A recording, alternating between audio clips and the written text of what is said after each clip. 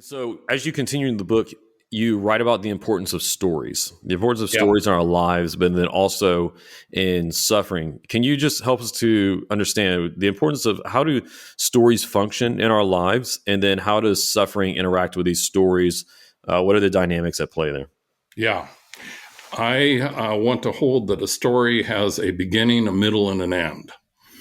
There are some postmodern stories that try to mess that up, but human beings naturally want stories that start somewhere, go through usually some difficulty, and then have a satisfying end.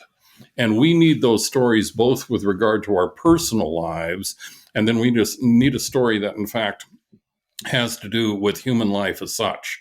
And so what I do is I make a distinction between individual or personal stories and between a general story. And what I want to say is that in this first book is that when we look at the personal stories of people like Naomi and Job and Jeremiah and the psalmists when they're in lament, we can see how their lives go through this hard time, but almost always, not in the case of Jeremiah, but in every other case of the stories that I talk about, God starts to bring people back to something that isn't quite as hard. The reason we need the general story, and this comes up in spades in my second volume, which is called Give Me Understanding That I May Live, is because we live in a time when there is, for the first time, if I'm right, in all of history, a really plausible general story that just drops God completely out of the picture, and that's the evolutionary story. If you believe that, if you're a materialist, you believe that there's no God, then what you think is that everything's to be understood from the bottom up, and we are progressing toward things getting better.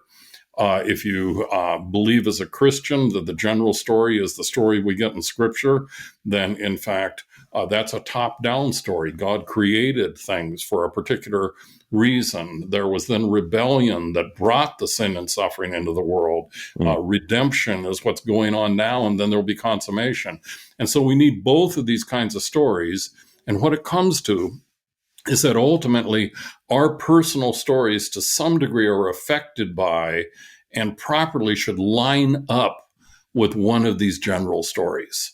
And if we are Christians and we understand the full Christian story of creation, rebellion, redemption, and consummation, then we are supposed to see that our personal story becomes part of that big story.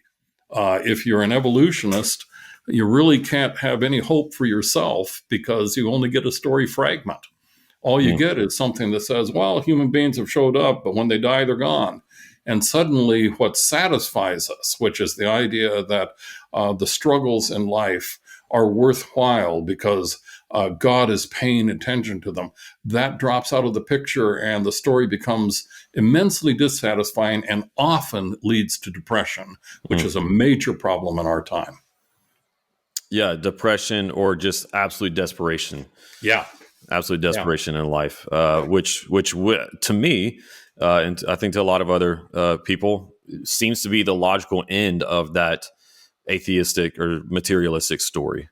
Yes. It does seem that that'll be the logical end, is just that life is absurd and that we ought to embrace the absurdity of it and live in desperation and nihilism of some different kind. That's right. Yeah. You use the analogy, if I remember right, use the analogy of these story, both the general story, but then also these personal stories we can read in Scripture. Use the analogy of them being like guiding stars. Yes. And the way that I get that is when I go to Acts 27 to 28 and I read about Paul, whom God has promised is going to speak to the emperor in Rome. As Paul heads out over the sea, of course, they have this gigantic storm come up that blocks out all of heaven's lights, the sun, the moon, and the stars. They're in the middle of the Mediterranean Sea. There's a shoal there called the Syrtis, which is such that if you're blown against it in a storm, it'll break up your boat, but you're so far from land that you're all going to drown. And evidently, Paul and his companions were all concerned about that. Of course, God came to Paul in the middle of the night in a dream and said, look, if you all stay on board, I will deliver you all safe to Rome. And so the name of the book, When the Stars Disappear, comes from that particular picture in Acts 27 and 28, and the fact that God did exactly what he said he would do. He brought Paul to Rome, where Paul could witness to the head of the greatest empire of the time. And in a similar way, when the stars disappear for us, we need to realize that they are still there for God. God is still guiding us, and they usually will, in fact, appear again.